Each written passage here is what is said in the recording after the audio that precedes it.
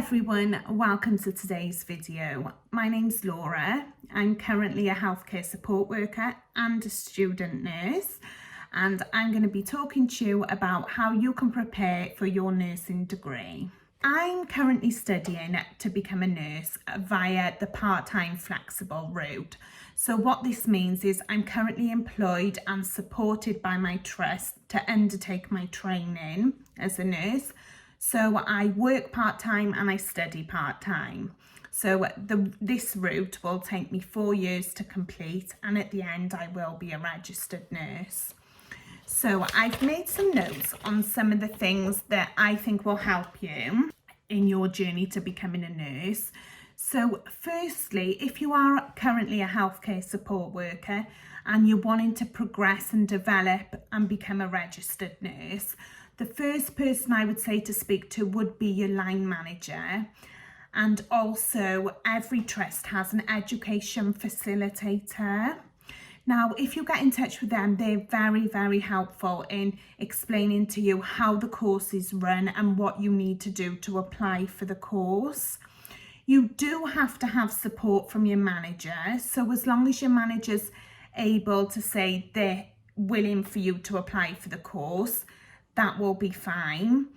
And also just explain to them your reasons for wanting to do the course. So the course is run over 23 hours a week. So if, for example, you're a full-time healthcare support worker, you'll go and study and do your course 23 hours, and then the remaining hours of 14 hours you'll work in your current role as a healthcare support worker. When applying for the course, you need to apply in the same way as a full-time student would apply. So the same things like references, criminal record check, and an occupational health questionnaire needs to be completed. You also need to provide a personal statement to the university. A tip while writing your personal statement is to keep it simple, keep it clear. Get somebody to proofread it before you send it off to make sure all your grammar is correct. Also, tell them a bit about yourself. Explain why you want to become a nurse, why you chose that university, and also speak about what you're currently doing and how that will enable you to become a good student nurse and nurse in the future. Once you've done all that, hopefully you'll be called for an interview. Now, when you have the interview, it's very important for you to be able to express why you want to be a nurse and why you chose that university.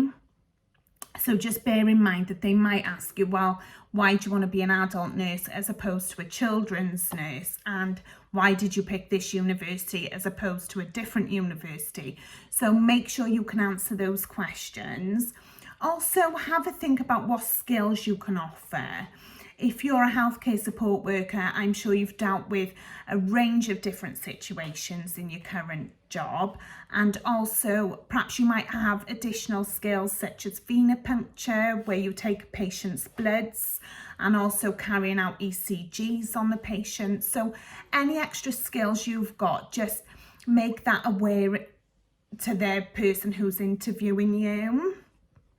Some of the things I researched before having my interview was the 6 C's of nursing. You can find this information online, and they're the values that we need to look at and we need to be practicing when we're out there as a student nurse. So have a read up on them, and also the code, which are the professional standards which nurses must adhere to and uphold when they are working with their patients. And also you need to uphold them out of the workplace as well. So have a read through them and make yourself aware of them, because it's very likely that they will ask you questions regarding this.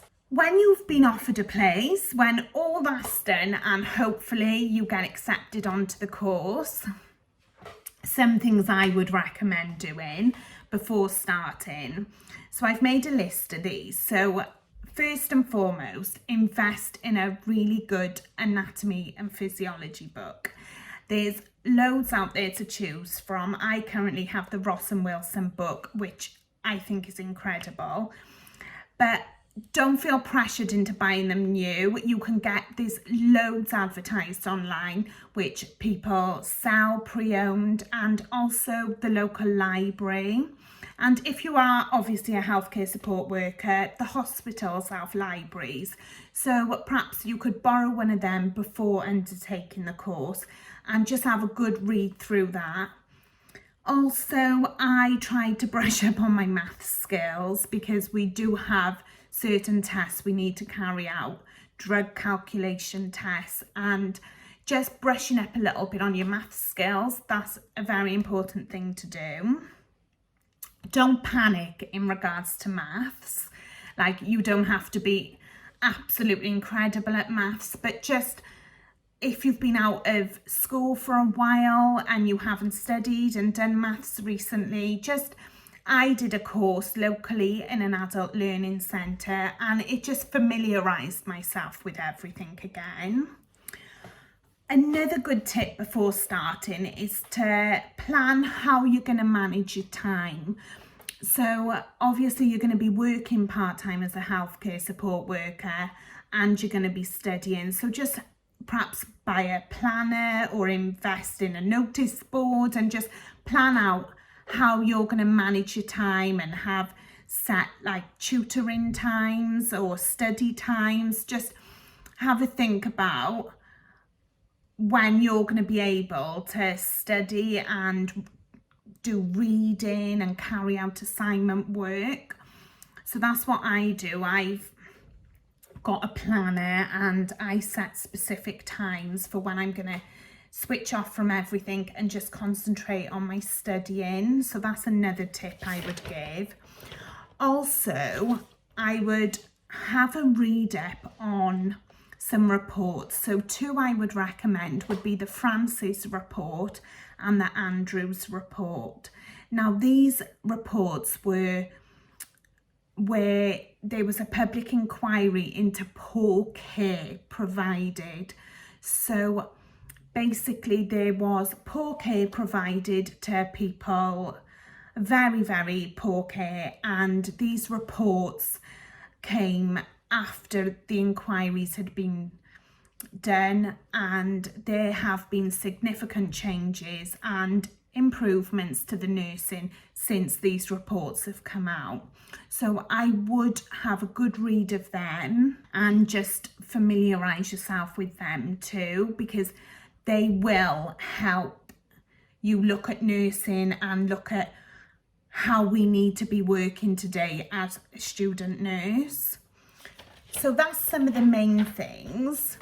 Since I've started the degree, I have found I'm able to manage the studying alongside working very well.